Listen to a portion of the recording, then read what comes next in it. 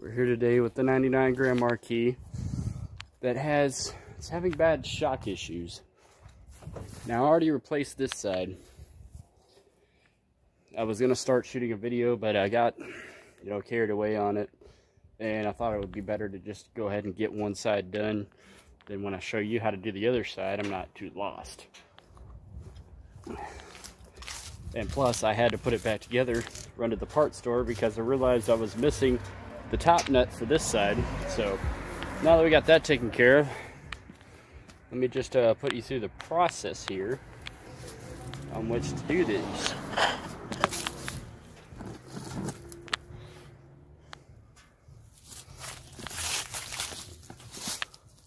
Now there's a few videos, how-to videos online about doing this, but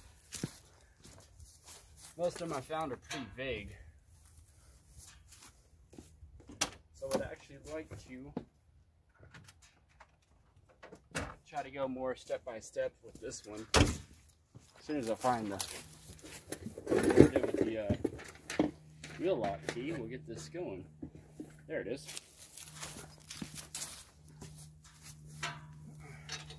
Of course, first thing we're going to want to do is jack the car up.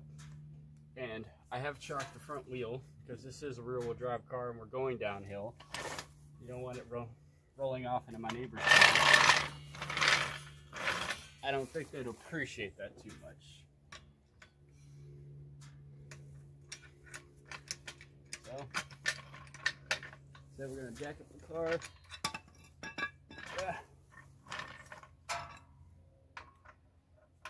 Good old full frame Panthers. There's plenty of places to jack the car up from.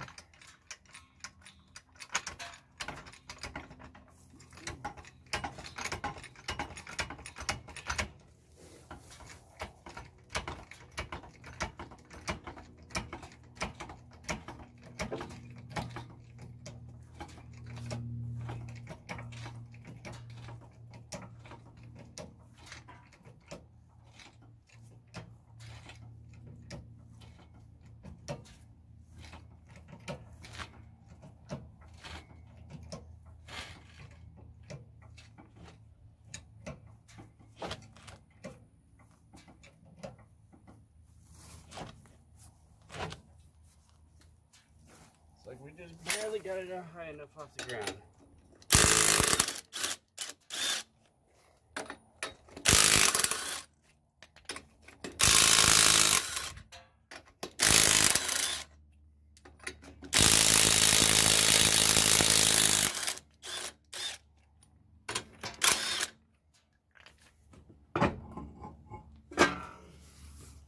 Just barely high enough to get the tire up underneath it.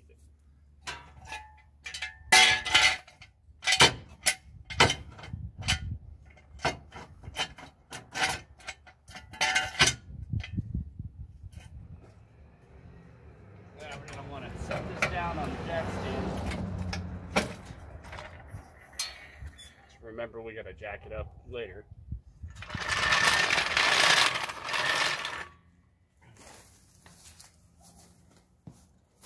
Alrighty, now let me bring you guys up here, let you know exactly what's going on here. Our top bolt is gonna be right up in there. You can barely see it. And I noticed this side, we got some lines in the way. That's gonna make it even more fun. The other side, I've had these bolts soaking in PB Blaster.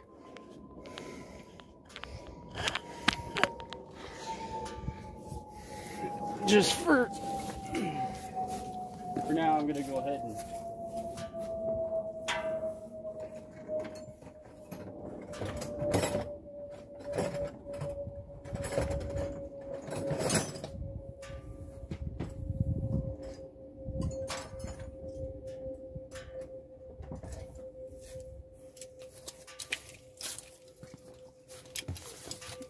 go ahead and give another shot up in there.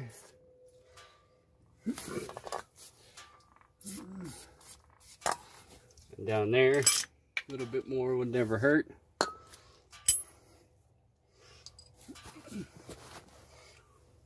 Now what I did with this on the other side First off, what I'm gonna do is this, on this shock, this surround is plastic. So I'm gonna cut some of that away real quick. And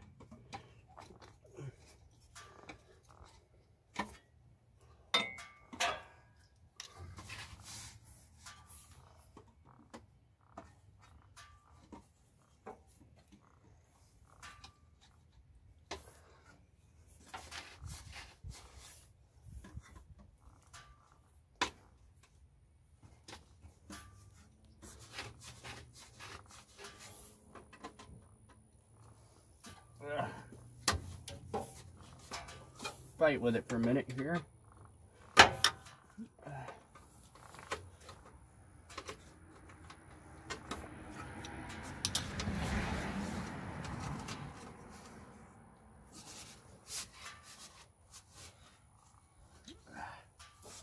Obviously, I did not get that cut high enough.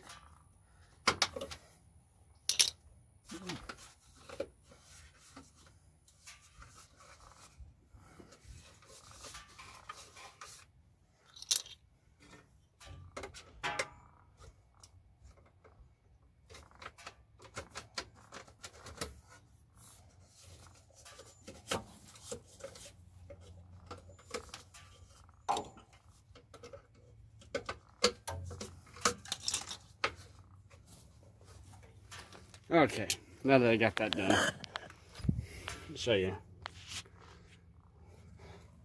See how I got that cut away and I got the shaft exposed here. What I'm gonna do, since I don't care about this old chock, I'm gonna, to keep this from, the whole thing from spinning, I'm gonna put a vice grips there on that shaft so I can pin up against the frame over here somewhere. That'll keep that from spinning while I try to break loose that nut up top.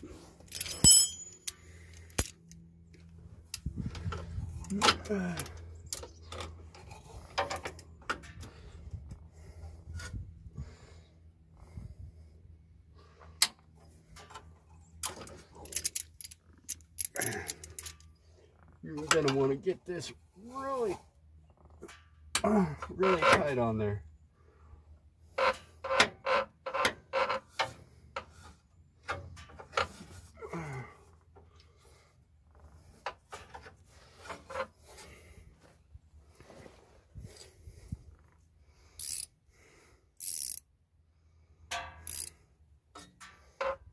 It's gonna be turning, so see if I can actually manage to get this one up in there. Get the ratcheting end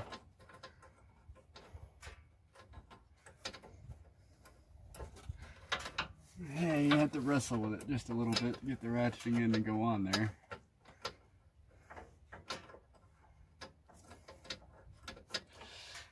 This one's not going to be cooperative. Man, I have to go search for a screwdriver real quick to guide that in. Okay, now that I wrestle with that for a little bit, I actually got that on there. I think it's going to work. Now what you want to do is this old trick here, where you put another wrench in the end of this wrench to give you more leverage.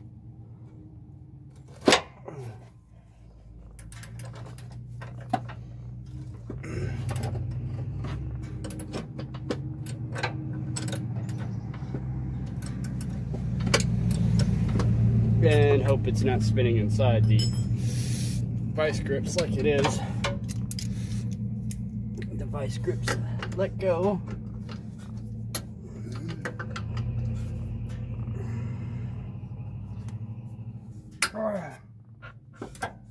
We'll get a harder bite on that maybe. I did struggle with getting that to bite before.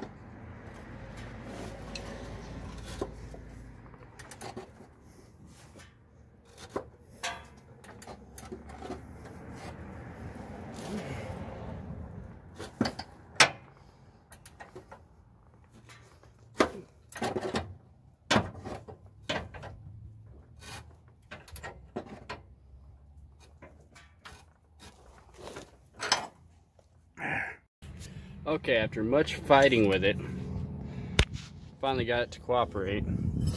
It's just a process, so you got to keep trying and trying and trying. And also putting a little pressure on the shock helps a little bit to relieve the pressure up top. But yeah, I finally got it to break loose.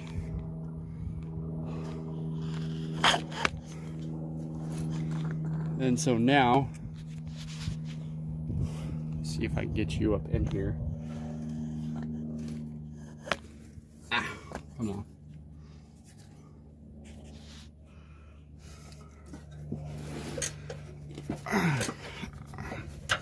And I'm still not getting it loose enough. The other side battled the whole way out. That's why I used the wrench inside of a wrench trick. I'm sure there's a technical name for it, but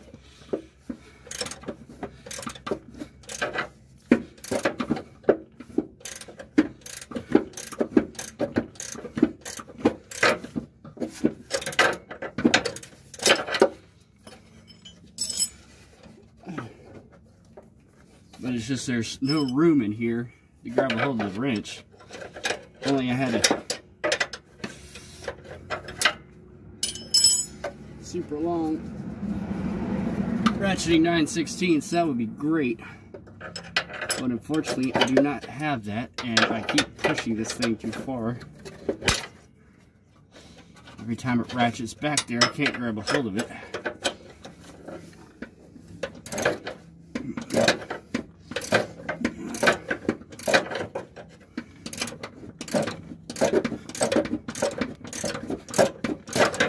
Granted, I've been told they make a special tool for this, or some mechanics might fabricate something, but I'm working in my own driveway. Granted, I have a whole bunch of tools, some specialty tools, but I don't have anything just like that.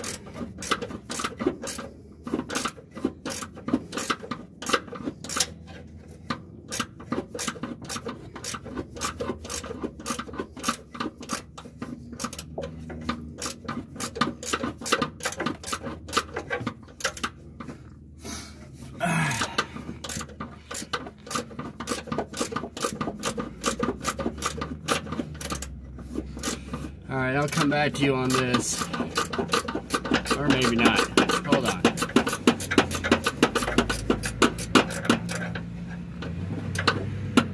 Seems like she's all the way out there. Get a screwdriver in to try to pry this wrench off of here.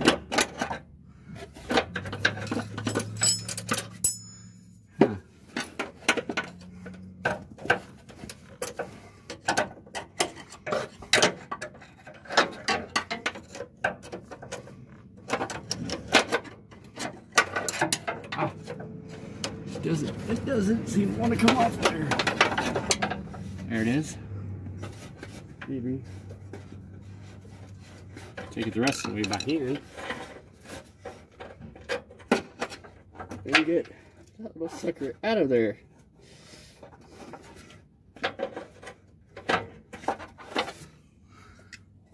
Maybe, maybe not.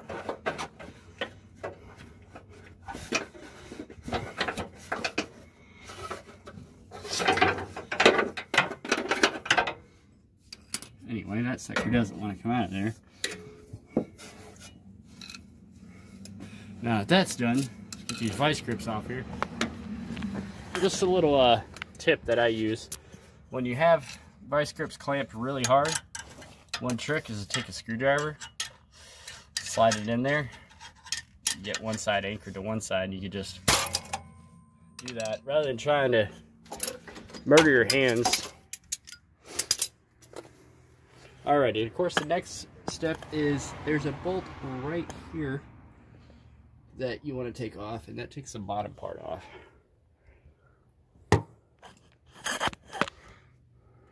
Okay, now I got you set up under here. First off, let's get this jack off from underneath this.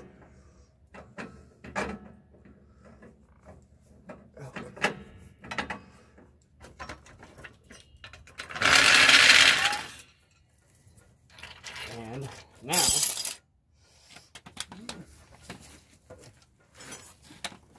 hit this bolt right here.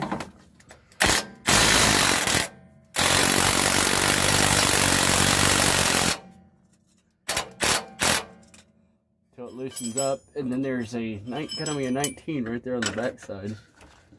Hit with this open end.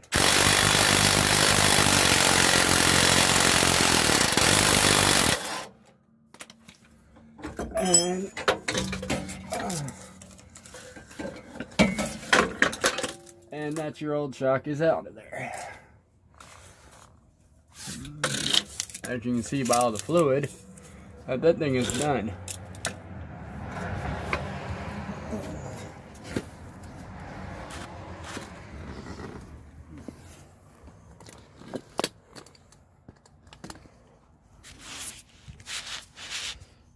Now then,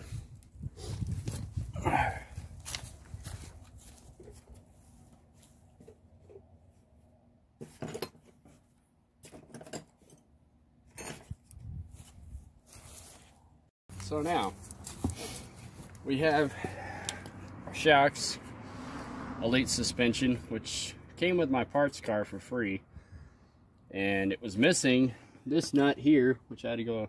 Nope, it wasn't that nut. It's this one here. I had to go out to O'Reilly's to get that one. But you have 2 bushings with 2 washers. You had this big old bolt, a spacer, and this. Now, if I'm doing this wrong, feel free to comment on it, because I have no set of instructions with this and never done this before. But putting this together this way seems like the best idea. First, you want to compress the shock and get this little plastic off of it. Get that off. And what I did, take this piece, you gotta kind of put it through there.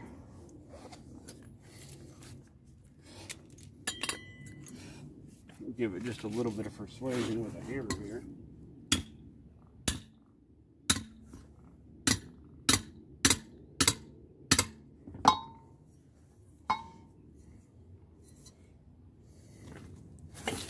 Get on something a little bit harder, maybe.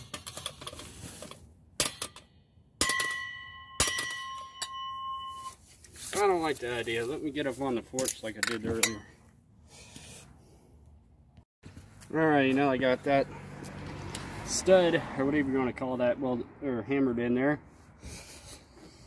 Let's see if I can set the camera back up down here on the ground. It was.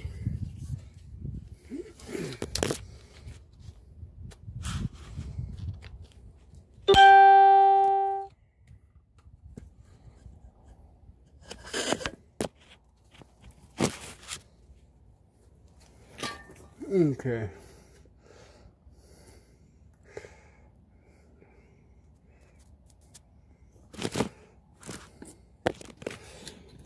See what's going on under here or not. Alright, let me try to get in closer here. Show you what's going on. It's gonna go on. I'll just kind of fab it up here quickly to show you. It's gonna come through here. Obviously, I'm not attaching it this way. I'm just showing you. Just mocking it up so you can see it. But the little spacer's gonna go there. Like I said, if I'm wrong on this, and somebody's done this before, please comment on it. But this seems right to me, so this is how I'm going for it. But yeah, it goes like that, and just zip it up. Alright, I'm gonna put the camera back up here. You won't be able to see much, but I'm just gonna go ahead and get this done the right way. Okay.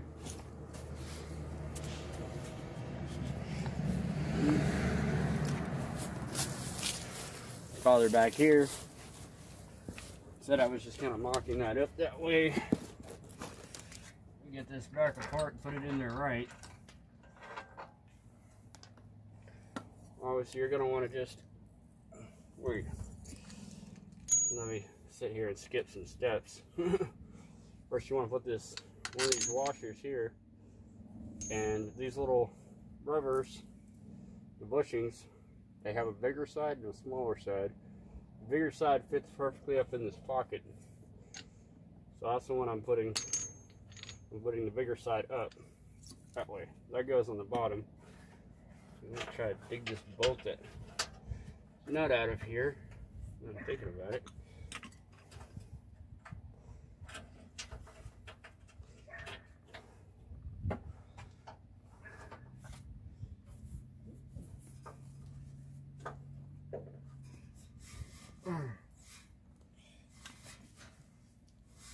You know what? I'm just gonna leave it up there for now because it'll fall out eventually.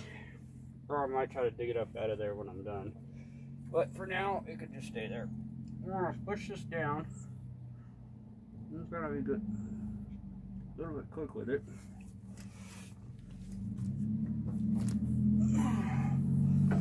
I guess you really didn't have to do that on this side. There's not as many instructions on this side as there are on the other side.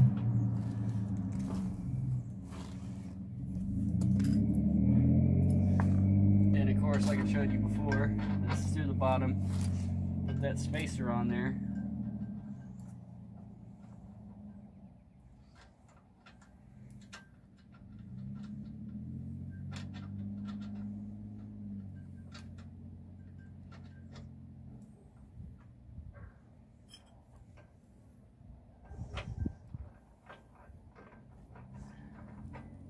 That's right on there. Just drive on home.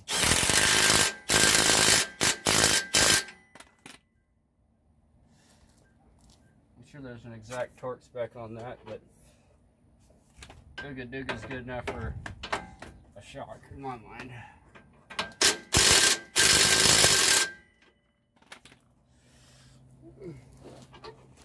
Alrighty, now that we got the bottom in there, get a jack up underneath the bottom of the shock here.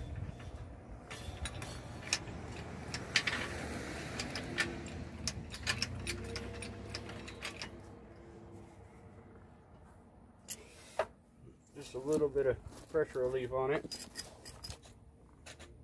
And again, the bushing the same way. Actually, backwards. You want the big side to go on the bottom on this one.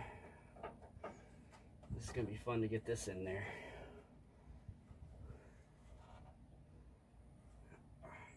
Actually, it wasn't as hard as I anticipated there. Got that in there. Let's put this washer right up on top. That went smoothly. See where's this sucker to go in.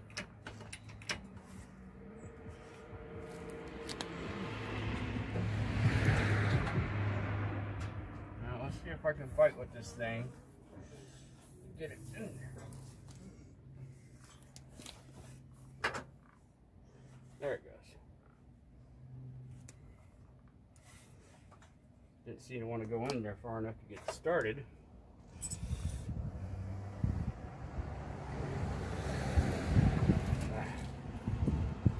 Get this nut on here. It's a fun job.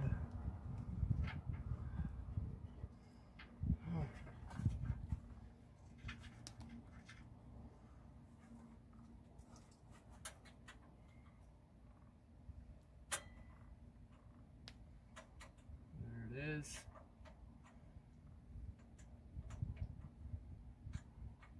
come on. Wrestle with it for a little bit just to get it started on there.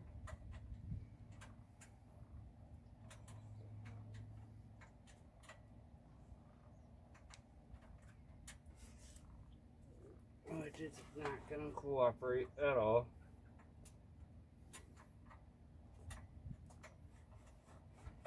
There it goes. Now, I'm not 100% sure on the size of this one. That's going to be a 19 or it's going to be a 17. Exact same as the other side.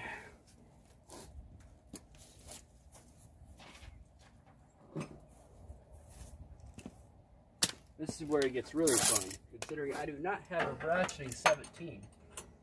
So, I started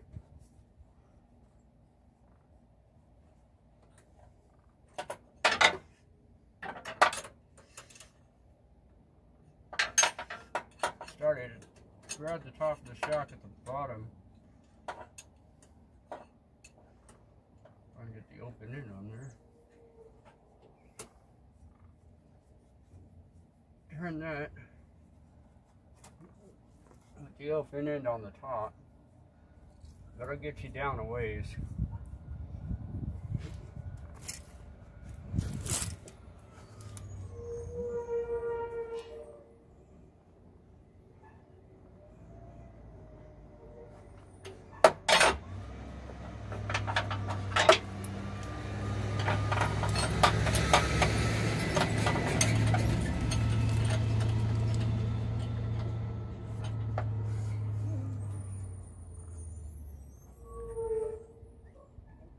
Shock until it's tight enough where you can't grip it anymore.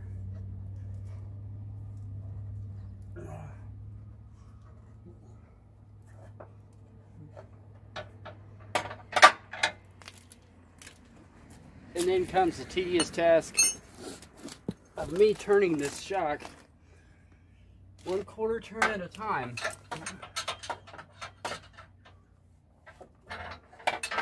Take it, flip it over to get another bite.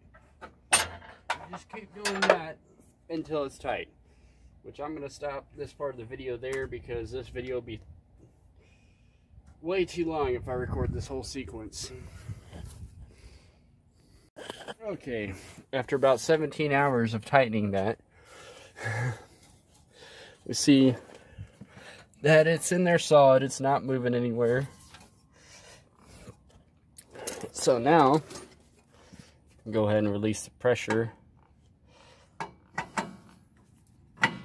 off the shock.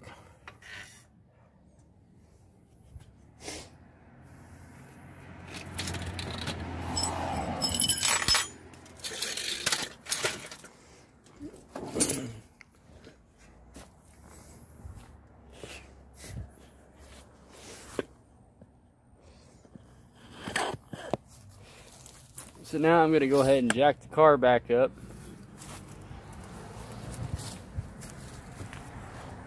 Make it a little bit easier on me, I'll just get it up underneath the rear axle.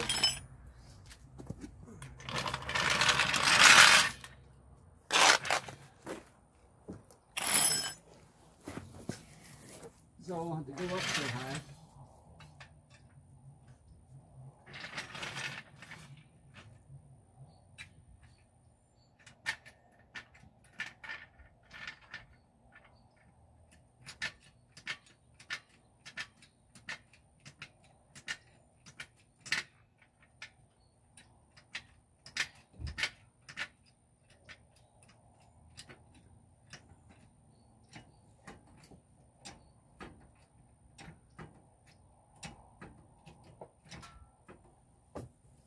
Now if you're doing this, be sure to only jack up the rear suspension.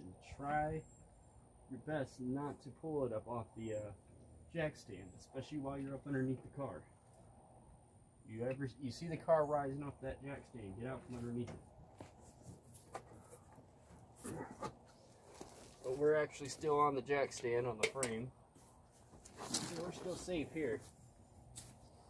Go ahead and put the tire back on.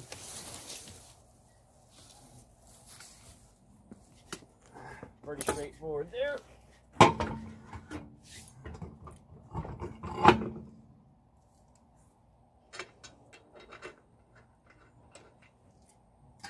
always start the lug nuts by hand. Never been a fan of starting them with the impact. It's always a bit iffy if you ever get them lined up right. You can very easily strip them out.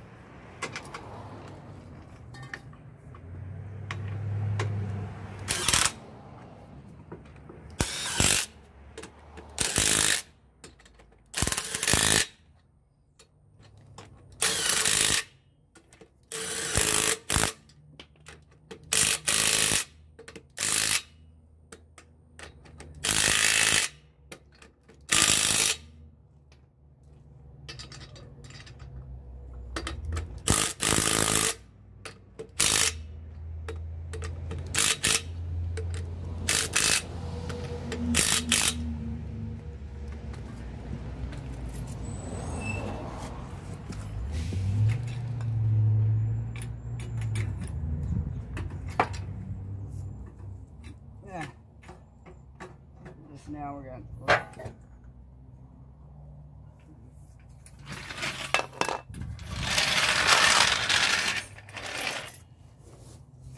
this thing back down.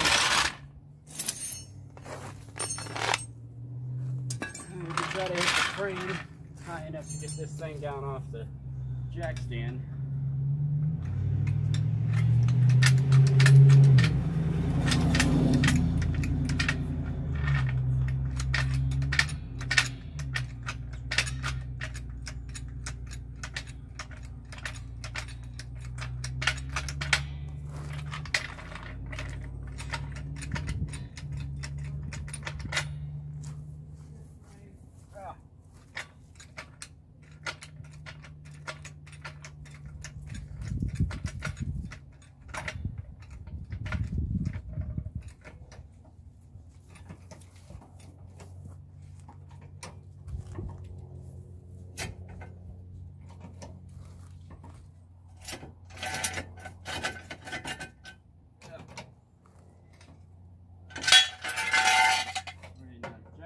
Out, we can let it down easy.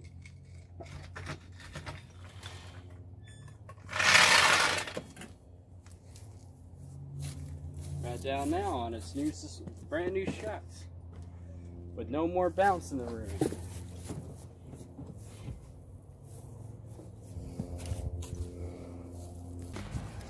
Well, now that all the tools have been put away and I've washed my hands, why don't we take this thing for a drive? Of course, remember first off that we have a wheel chock in the front, which isn't going to move on its own. So the solution to that is simple. This is straightforward and common sense, I know, but I thought I'd add this part. Easy. Start it up. Just throw it in reverse for a moment. That's just enough to release it.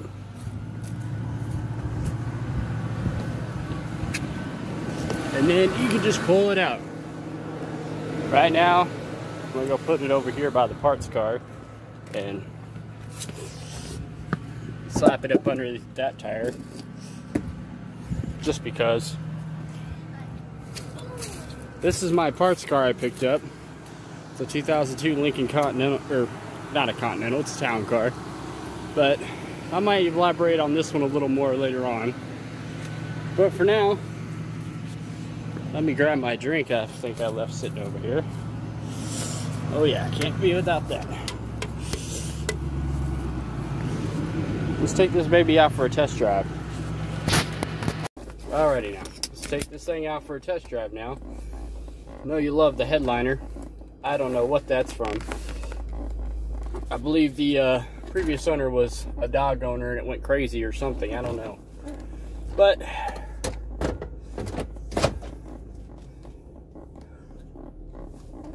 after doing any kind of suspension work like this, you want to test drive the car.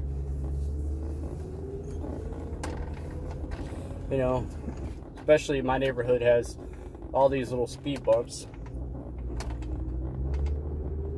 And also you want to listen for any weird popping or banging noises or anything that's just out of place.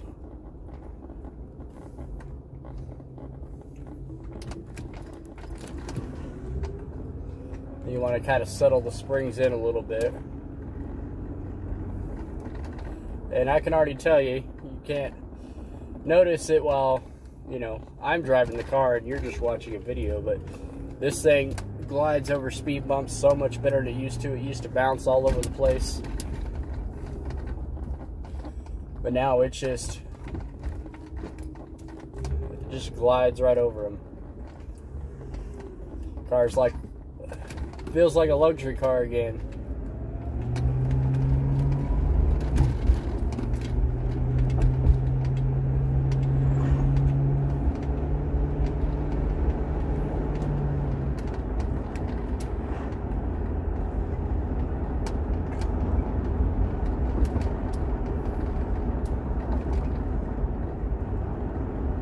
And it's not having the horrible shake that it had once before. let's take it out on the highway just to be sure.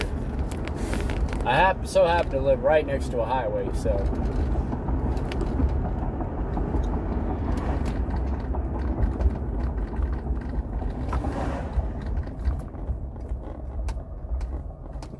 Past this traffic. But boy, it's surprisingly hot out today for December. And I've got the AC off, so the noise doesn't mess with the audio.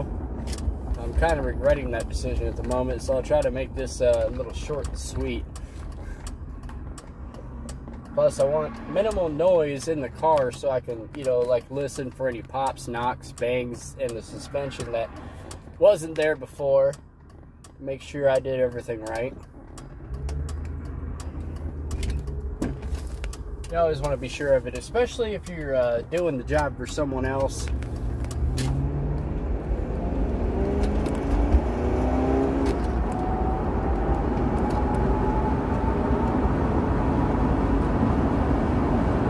Nice and smooth out on the highway, not trying to bounce all over the place.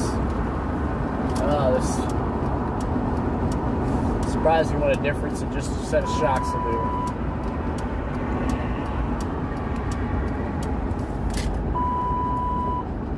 My car is trying to tell me the trunk is open. I don't know if it's telling the truth or not.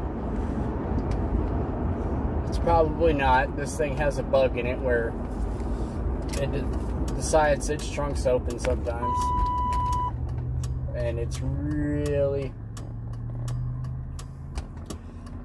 adamant to tell me that the trunk is open.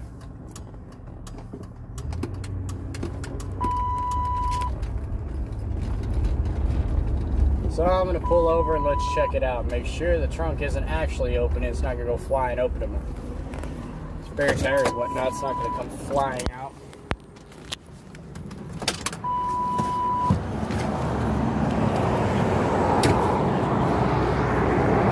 As you can tell, the trunk is closed, but the trunk ajar light keeps going off.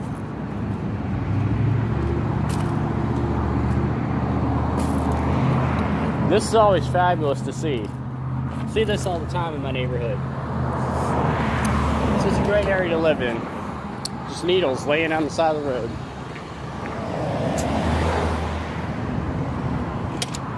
People have no decency anymore.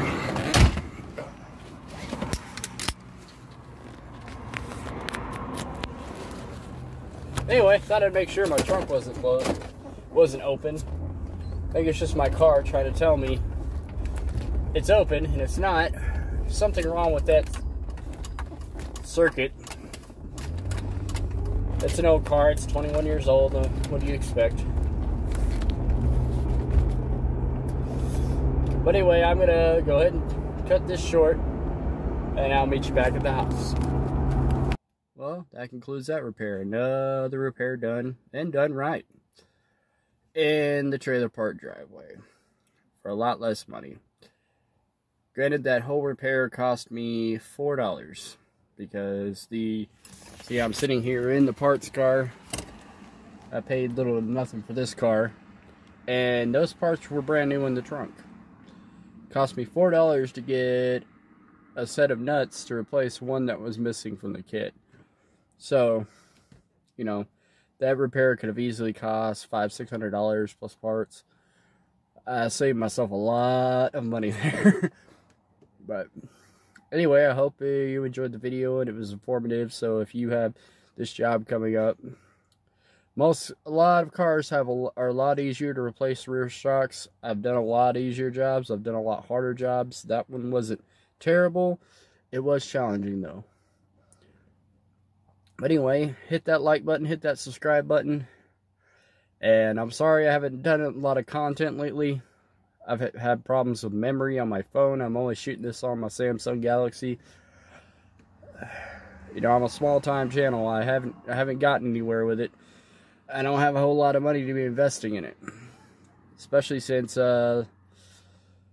probably trying to do I'm going to try to do an update on the Mustang tomorrow. Let you know what's going on with it. There's a lot going on with it. A lot of bad luck. So, stay tuned for that.